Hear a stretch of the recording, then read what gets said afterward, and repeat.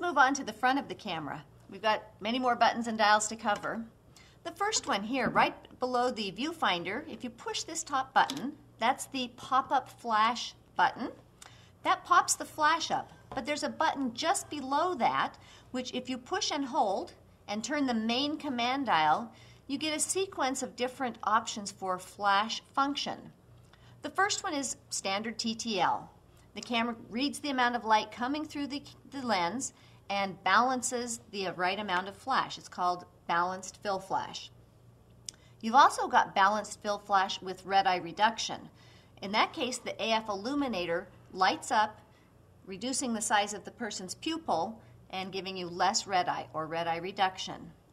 Additionally, there's slow sync. That's a really fun setting because you can actually combine the ambient light with fill flash rather than just having your subject blasted with flash. What happens is the shutter release fires, the flash fires at the same time, and then the shutter may stay open for whatever amount of time it needs to blend in the ambient light. The next one is my favorite, and that's called slow rear. Now with rear curtain sync, it actually acts the same way as slow sync, but the flash fires at the end, and you can get some really, really creative looks with that. If somebody were running down a basketball court or riding by on a bicycle, the camera fires, and it's this slow shutter speed, so you're getting this blur effect, and at the very end, the flash fires. So the subject's sharp with this really neat kind of blur look behind it. It's a great way of capturing action or motion. Yes. That works well. Now, with the flash still up, actually, we've got other settings. Just like exposure compensation, you have the ability to control the output of the flash. Nikon does a great job of balancing fill flash with ambient light, but there's times that you don't want it balanced. You may want your subject a little bit brighter or a little bit darker. So pushing that same button and turning the sub-command dial here on the front, you have the ability of overexposing up to 1 stop or underexposing up to 3 stops. So again, you're taking control, creative control, of the image and making it look the way you're visualizing it. It's a really cool feature. Next we have the lens release button.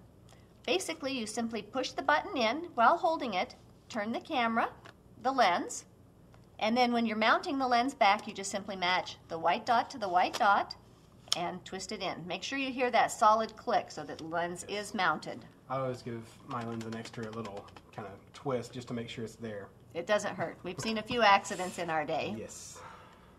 The final button here on the left side of the camera is the AF button, and you've got 3 choices.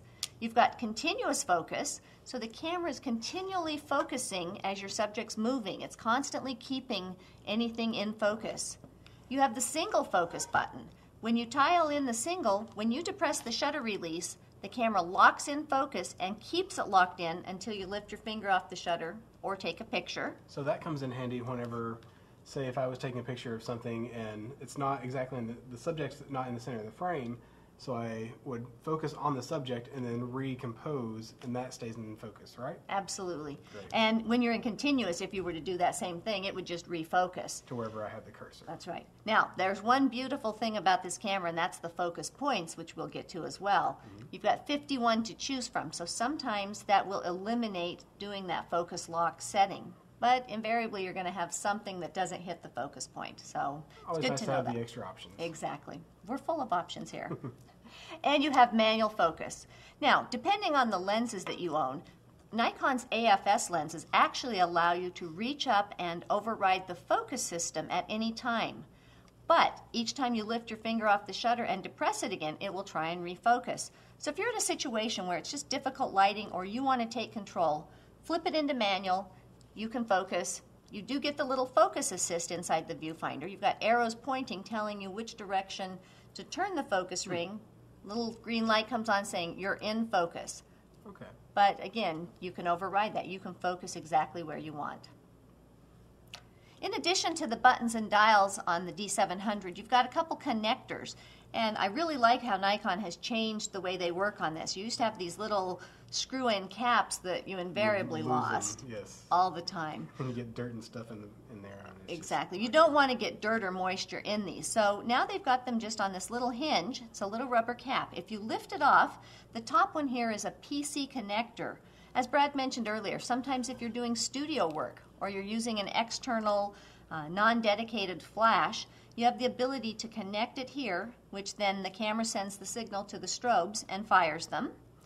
The one below that is the remote cord connector. So here's where you can actually plug in a remote release. Nikon's got a couple of them, one that simply fires the shutter, and another one that allows you to do things like interval shooting, as well as long exposures where you can program in a specific length of time. Additionally, if you were to get the GPS system that Nikon's got or some other companies offer, it would plug into the remote release connector. I've also heard it called a 10-pin connector. I don't know if that's a technical name for it or not, but I've heard it called that. And as with the GPS, there are multiple other accessories that will take advantage of that port. Exactly.